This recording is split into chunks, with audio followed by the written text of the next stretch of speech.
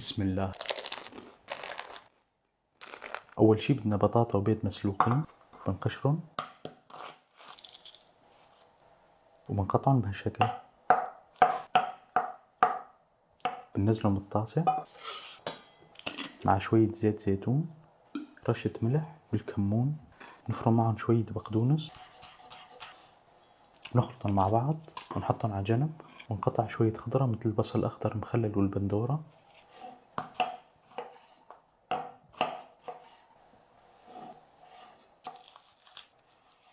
هلا بنجيب رغيف خبز ونرجع لحركة الترين تبعنا، نقسمها بالنص.